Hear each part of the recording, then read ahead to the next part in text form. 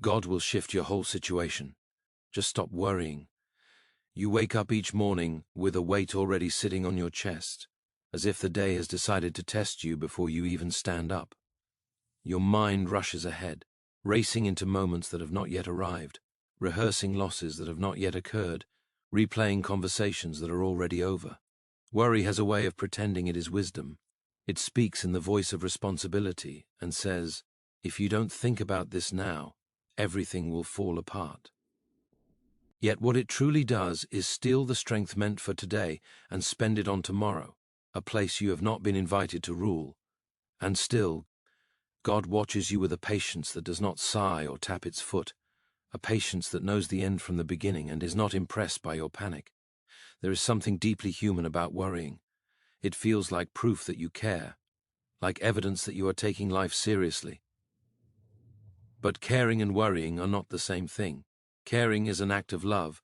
Worrying is an act of fear disguised as love. When you worry, you are not protecting what matters. You are tightening your grip until your hands ache, forgetting that the thing you are holding was never truly in your hands to begin with. God never asked you to carry the whole weight of your situation. He asked you to walk with Him through it. And walking, by its very nature, means movement, not collapse under the burden of standing still and staring at the road. You may feel as though your life has become a collection of loose threads. Finances, relationships, health, direction, each one tugging at your thoughts late at night when silence makes everything louder. You lie there bargaining with God, promising to be better, more faithful, more disciplined, if only He would fix things quickly. But God is not rushed by your fear. He is not offended by your questions. He is not surprised by your weakness. He knows how easily the human heart turns inward when it feels threatened, how quickly it assumes that everything depends on its own cleverness or endurance. What if the shift you are waiting for does not begin with God changing your circumstances, but with God quieting your heart, not silencing it, not shaming it, but gently teaching it to rest? Worry thrives in the illusion that you are alone, that the story of your life is being written only by your hands. Faith begins the moment you remember that there is an author who does not abandon his work halfway through the chapter. You are not an unfinished mistake. You are a sentence still being written. Think of how often you have looked back and realized that the things you feared most never arrived in the way you imagined. Or if they did arrive, they did not destroy you as you expected. You are still here. You are still breathing. You are still capable of hope, even if it feels thin and fragile. That alone should tell you something about the faithfulness of God. He has already carried you through moments you once thought would end you. The same God who held you then is holding you now, even if your feelings insist otherwise. We often imagine God as standing at the end of our anxiety, waiting for us to calm down before He acts. But God is not waiting for you to become fearless. He is waiting for you to become willing, to loosen your grip just enough to let Him move. Worry is a closed fist. Trust is an open hand. You cannot receive anything new while clinging desperately to what you already have, especially when what you have is fear. You ask, but what if things get worse? And that question reveals something important. It shows that you believe God is only good if life is comfortable. Yet some of the most meaningful shifts in your life were born out of discomfort. Not because God delights in pain, but because pain has a way of clearing the noise. When everything is going well, you are tempted to believe you are self-sufficient. When things fall apart, you discover whether your faith was decorative or foundational. God is not asking you to pretend that your problems do not exist. Faith is not denial. Faith is looking directly at the reality of your situation and saying, "This is bigger than me, but it is not bigger than God." Worry says, "I must fix this, or I will not survive." Faith says, "I will do what I can today and trust God with what I cannot." That shift alone can change the entire atmosphere of your life. There is a quiet courage in choosing not to worry. It does not announce itself loudly. It does not demand applause. It simply keeps showing up, doing the next right thing, refusing to be ruled by fear. This courage is not the absence of anxiety. It is the decision to move forward despite it. God works beautifully with that kind of courage. He meets you there, in the ordinary faithfulness of daily obedience, not just in dramatic moments of breakthrough. You may feel as though God has been silent, as though your prayers have been echoing back to you without answer. But silence is not absence. Sometimes it is a tension so deep that it feels still. God listens in a way humans rarely do. He hears not only your words but the exhaustion behind them, the longing you cannot articulate, the fear you are ashamed to admit. And he responds, not always with immediate solutions, but with presence. Presence changes things. It shifts how you see your problems. What once looked like a wall begins to look like a door you have not yet learned how to open. What felt like punishment begins to reveal itself as preparation. God is not rearranging your life to confuse you. He is aligning it to sustain you. The shift you desire is not random. It is intentional, even if it feels disruptive now. Worry wants certainty before obedience. Faith offers obedience before certainty. That is why worry feels safer at first. It keeps you in familiar territory, even if that territory is painful. Faith invites you to step into the unknown with God, and that requires humility. It requires admitting that you do not see the whole picture, and that is deeply uncomfortable for the human ego. Yet, humility is the soil where trust grows best. You were never meant to predict every outcome. You were meant to be faithful in the present moment. God does not measure your life by how accurately you forecast the future, but by how deeply you trust Him with it. Every time you choose to stop worrying, even for a few minutes, you are making room for God to work. You are saying, "I do not understand this, but I believe you do." That simple statement carries more power than endless anxious thoughts. Notice how worry shrinks your world. It narrows your focus until all you can see is the problem in front of you. Faith expands your vision. It reminds you that your life is larger than this season, that your story did not begin with this struggle and will not end with it. God's plans stretch beyond your immediate pain. He is shaping you into someone who can carry what He intends to give you next. If God shifted everything instantly without teaching you how to trust Him, you would likely return to worry the moment the next challenge appeared. But God is more interested in your transformation than your temporary relief. He wants to free you not just from this worry, but from the habit of worrying itself. That freedom begins when you realize that God is not fragile. Your faith does not prop Him up. He holds you up. You may have been told, directly or indirectly, that if you worry less, God will love you more. That is not true. God's love is not a reward for good emotional behavior. It is a constant reality, even on the days you feel overwhelmed and faithless. You are loved in your weakness, not merely tolerated until you improve. When you truly believe that, worry loses much of its power, because fear thrives on the threat of abandonment. There is also this quiet truth we often avoid. Some of your worry is rooted in control. Letting go feels like losing something, even if what you are losing is an illusion. But control has never saved you. It has only exhausted you. God does not ask you to surrender control because He wants to limit you, but because He wants to give you rest. Rest is not inactivity. It is the confidence that you do not have to hold the universe together. As you begin to stop worrying, you may notice resistance from within. Old habits do not leave quietly. Your mind will try to pull you back into familiar anxiety, whispering that trust is naive. But faith is not naive, it is courageous. It chooses to believe that God is good even when evidence feels incomplete. It chooses hope when cynicism seems more realistic. God's shift often begins invisibly. While you are worried about what you can see, He is working in places you cannot. Conversations are being influenced, doors are being prepared, hearts, including yours, are being softened. The delay you resent may be the very space God is using to protect you from something you cannot yet see. Trust grows when you accept that timing is part of love, not its absence. Imagine what would happen if you truly stopped worrying, not just for an hour, but as a way of life, not because everything is perfect, but because you trust God more than your fears.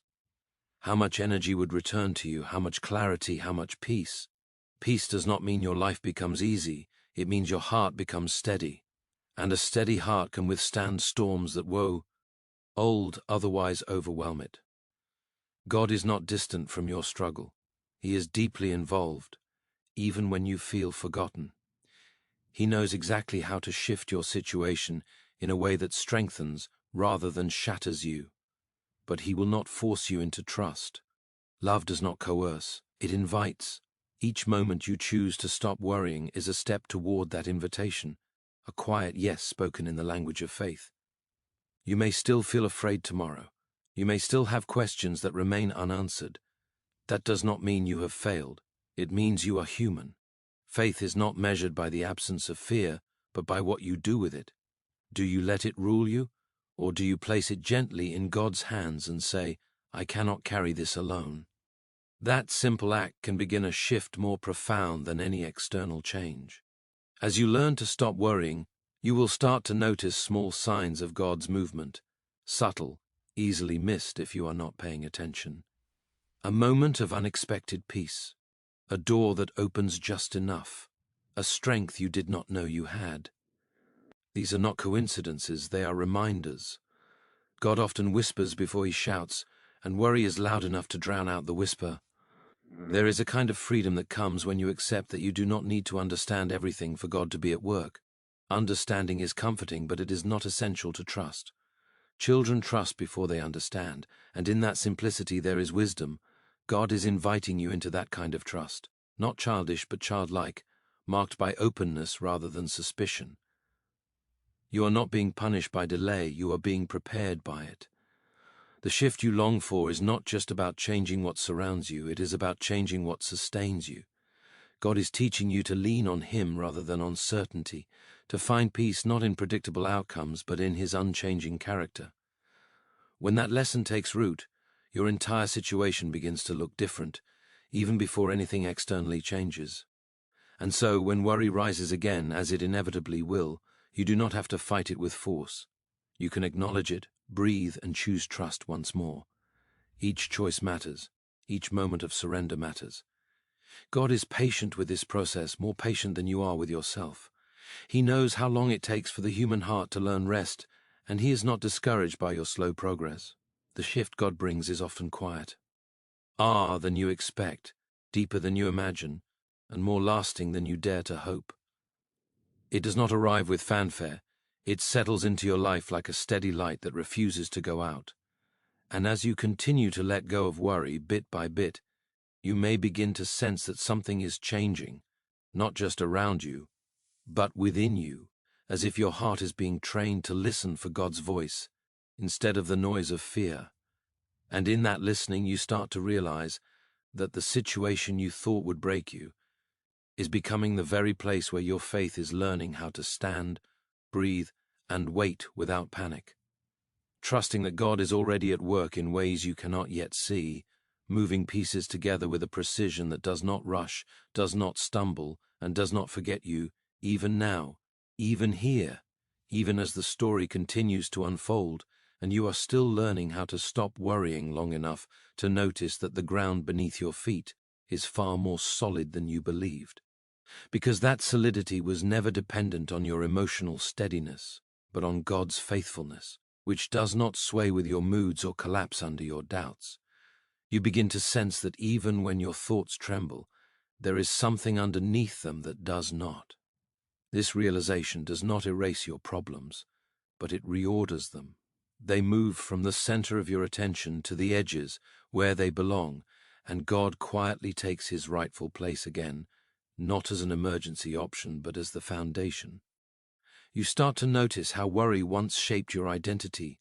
You were the one who stayed up late thinking, the one who planned for every disaster, the one who carried everyone else's burdens while silently drowning under your own. It felt noble, even necessary.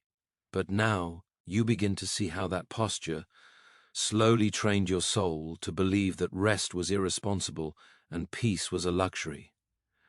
God never intended you to live like that. He did not design you to be a machine that survives on stress and fear. He created you with limits, and those limits were not mistakes. They were invitations to trust. There is a strange humility in admitting that you cannot handle everything. The world often praises self-sufficiency, applauds those who appear unbreakable. Yet God's kingdom works differently. Strength there is revealed through dependence, not denial. When you stop worrying, you are not giving up. You are giving over. You are acknowledging that your life is held by hands larger than your own, hands that do not tremble when yours grow tired. You may look around and see others who seem calmer, more confident, as though they have mastered a secret you missed. But you cannot see the full story of anyone else's faith. Everyone learns trust in their own time, through their own wounds. God does not compare your progress to anyone else's. He meets you exactly where you are, not where you think you should be. Worry often grows from comparison, from measuring your life against someone else's highlight moments. Faith grows when you stay present to your own story and allow God to work there. As you continue choosing trust over worry, you may feel moments of grief. Letting go of anxiety can feel like losing a companion that has walked with you for years. Worry has been familiar. It has spoken to you daily. It has filled silence. Releasing it can feel oddly lonely at first. But that space doesn't owe to remain empty for long. God fills it with something quieter and stronger, a sense of being held rather than chased, guided rather than driven. You begin to understand that worry was never protecting you from pain. It was only rehearsing it. Faith, on the other hand, does not rehearse suffering. It prepares endurance. It teaches your heart how to remain open even when outcomes are uncertain. This openness is risky. It makes you vulnerable. But vulnerability is not weakness, it is honesty. And honesty before God is the beginning of real transformation. The shift God brings often looks less like a sudden miracle and more like a gradual awakening.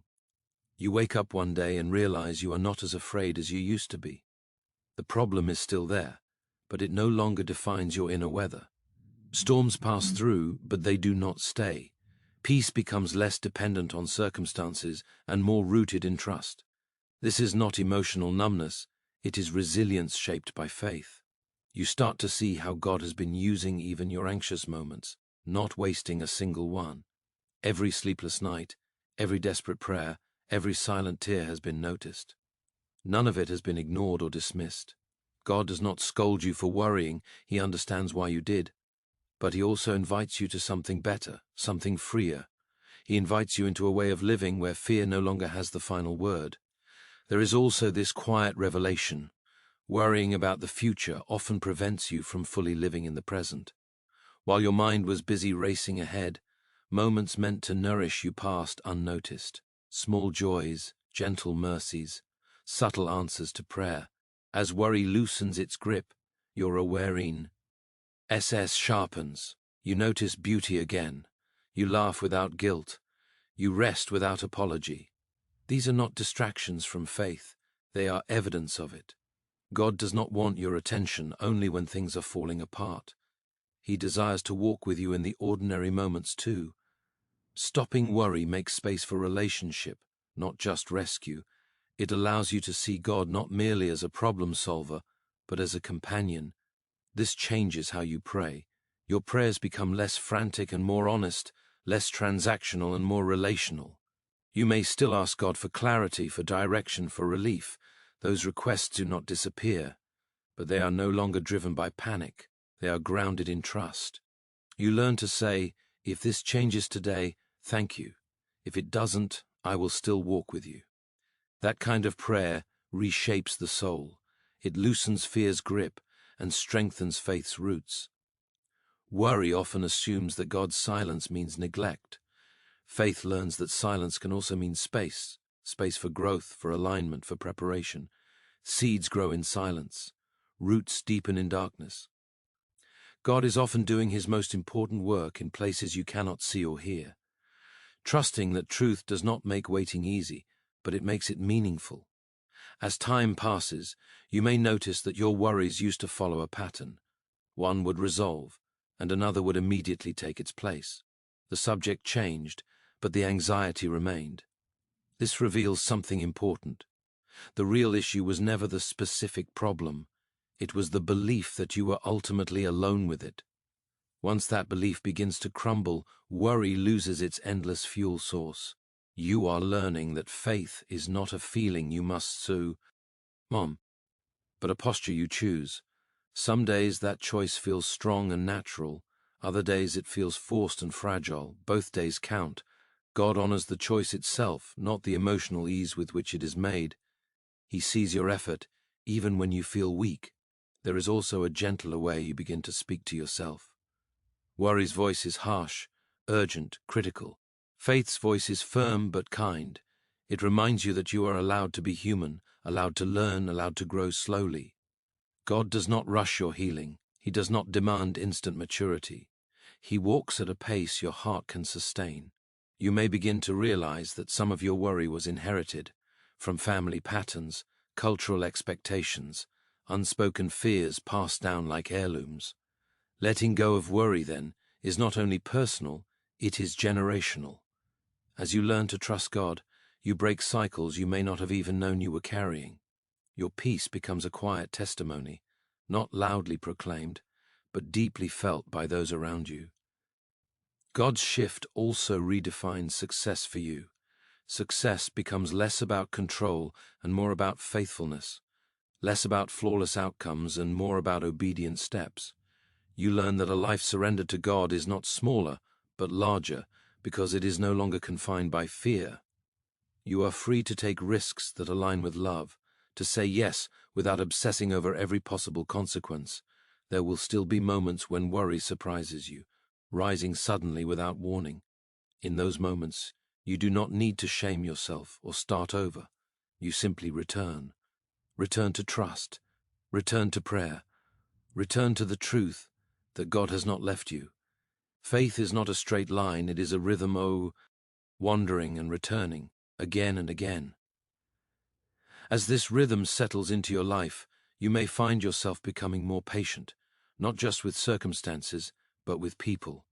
Worry often makes us irritable, reactive, easily offended. Peace softens those edges. You listen better. You respond more slowly. You are less desperate to be understood and more willing to understand. This too is part of the shift God is working. You may notice that God's promises feel different now. They are no longer slogans you cling to in desperation, but truths you rest in quietly. You no longer need them to eliminate uncertainty. You trust them to carry you through it. This trust does not make you passive. It makes you grounded. You act when needed, rest when called to wait, and trust God with the outcomes either way. The future still holds unknowns. That does not change. What changes is your relationship to those unknowns.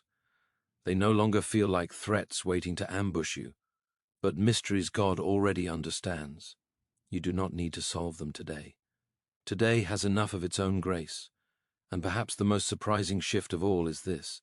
As you stop worrying, you begin to see how deeply God has been caring for you all along. The evidence was always there, woven through your story in small, steady ways. You simply did not have the quietness to notice it. Now, as your heart learns to rest, those signs become clearer, not because God is doing more, but because you are finally able to see what He has been doing all this time. You start to trust that even if tomorrow brings challenges, you will not face them alone. That assurance does not remove the challenges, but it changes how you meet Hem. You meet them standing instead of crumbling, hopeful instead of helpless. And even when fear whispers again, you know now that it does not have to be obeyed. God's work in your life is ongoing, patient, and deeply personal. He is not finished shifting things within you or around you. Each day you choose trust over worry, you participate in that work, you cooperate with grace, you align your heart with truth, and slowly, steadily, the life that once felt dominated by anxiety begins to take on a different shape, one marked by endurance, humility, and a peace that does not depend on everything going right, but on the quiet, growing certainty that whatever comes, God will remain faithful, attentive, and near, guiding you forward one moment at a time, teaching you how to breathe again, how to wait without panic, how to hope without demanding guarantees, and how to live fully in the present while trusting Him completely with what has not yet arrived, knowing that the story is still unfolding, the shift is still in motion, and you are learning, step by step, how to walk without worry even as the path continues. And as you continue walking this path, you may discover that trust reshapes not only your fears, but your expectations. You once expected life to prove itself safe before you relaxed. Now you begin to relax even when life feels uncertain.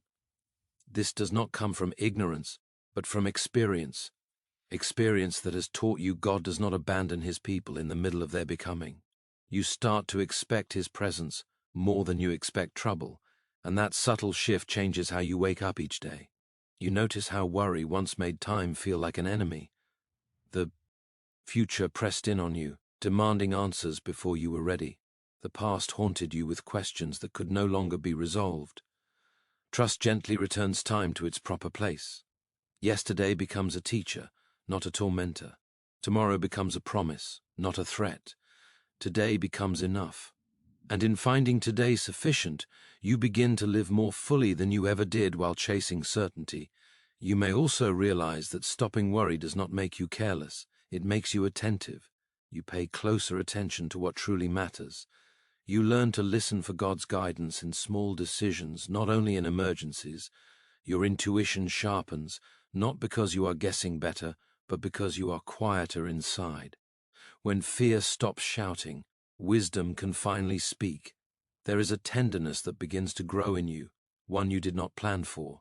You become gentler with yourself, less harsh about your mistakes. You no longer see every error as proof of failure, but as part of learning. God never expected perfection from you, he expected trust. And trust grows best in an atmosphere of grace, not pressure. Sometimes you look back at the version of yourself who worried constantly, and you feel compassion rather than embarrassment. You see how hard you were trying to survive, how much responsibility you placed on your own shoulders. You realize now that God was never disappointed in that version of you. He was simply waiting for you to notice that you did not have to carry everything alone. Your prayers continue to evolve. They become less about controlling outcomes and more about aligning your heart. You still ask for help, still ask for guidance, still ask for relief, but now there is space in your prayers for listening. Silence no longer frightens you as it once did. You trust that God speaks not only through words, but through peace, through timing, through doors opening and closing in ways that make sense only later. You begin to sense that some of the things you were begging God to remove were actually shaping you, not because pain is holy, but because endurance is. God does not waste suffering, even though he does not cause it lightly. As worry fades, you can look at your struggles with clearer eyes and see how they have strengthened muscles you did not know you possessed. Patience, humility, perseverance, compassion. You may notice how your faith is becoming less performative. You no longer feel the need to appear strong or certain all the time. You are comfortable admitting when you do not know what comes next. That honesty is not a weakness, it is maturity. God does not require you to have all the answers. He only asks that you stay close. As trust deepens, gratitude begins to surface more naturally. Not forced gratitude, not the kind that pretends everything is fine, but a quiet recognition of what is still good. A breath, a moment of calm, a conversation that brings relief. These small mercies were always present, but worry blinded you to them. Now they become anchors, reminders that God's care is woven into the ordinary. You also find that stopping worry gives you courage to face truths you once avoided. You are less afraid of difficult conversations, less fearful of change. You understand now that God's guidance does not disappear when things feel unstable. If anything, it becomes clearer. You trust that obedience matters more than comfort, and that God's faithfulness will meet you wherever obedience leads. There will still be days when the old habits try to return, when fear creeps back in with familiar arguments. But now you recognize its voice. You no longer confuse urgency with importance or anxiety with wisdom. You can pause, breathe, and remember what you have learned. That pause itself is a victory. It creates space for choice, and choice is where faith lives. You begin to understand that God's shifting of your situation is not separate from his shaping of your character. The two are deeply connected. As you change, what you need from life changes. What once felt unbearable becomes manageable. What once felt essential becomes optional. God is not just rearranging your circumstances, He is redefining your desires. There is a quiet confidence growing in you, not the loud kind that demands recognition, but the steady kind that does not need constant reassurance. You trust that even if plans fall apart, God's purpose does not. That confidence allows you to hold your plans loosely, to adapt without panic, to move forward without demanding guarantees. You may notice that your relationships begin to shift as well. When you stop worrying, you stop projecting fear onto others. You listen more deeply, love more patiently, forgive more readily. Peace is contagious. It does not shout, it spreads gently, changing the atmosphere around you without effort. As time goes on, you start to see that God's work in you is more intricate than you imagined. He is not rushing to finish you. He is crafting something enduring. Each lesson in trust, each moment of surrender, each choice to stop worrying adds another layer of depth to your faith. This depth cannot be faked or rushed. It must be lived. You may still long for visible change, for clear signs that everything is moving forward, and those signs will come, in time. But even before they arrive, you realize something profound. The greatest shift has already begun. You are no longer defined by fear. You are no longer driven by anxiety. You are learning how to live from a place of trust rather than tension. God is patient with this learning. He does not withdraw when you stumble. He does not scold you for moments of doubt. He stays, He guides, He waits with you. And in that steady companionship, you find strength you did not know you had. As the journey continues, you carry this growing awareness with you, that worry is no longer your master, that trust is becoming your habit, and that God's presence is not something you have to earn or chase. It is already with you, steady and unchanging, as your story continues to unfold, as tomorrow remains unwritten, and as you keep learning day by day how to walk forward without fear, how to rest without guilt, how to trust without needing to see the whole path, knowing that each step matters, each choice matters, and the quiet work God is doing within you is still ongoing, still deepening, still shaping the life you are becoming even now. So now, as this moment settles around you, let the last thing you carry be this quiet truth. He never meant to live crushed beneath the weight of what might happen. God has not asked you to solve the future, predict the outcome, or exhaust yourself, proving your faith through anxiety. He has only asked you to trust Him enough, to stop worrying long enough to breathe, to listen, and to walk. The shift you have been waiting for does not begin when everything outside you changes. It begins when your heart finally rests in the hands that have always been holding it. And from that place of rest, God moves, steadily, wisely, lovingly, turning what once frightened you into ground that can sustain you, guiding you forward not with fear, but with faith that knows, even without seeing, that you are not forgotten, not abandoned, and never alone.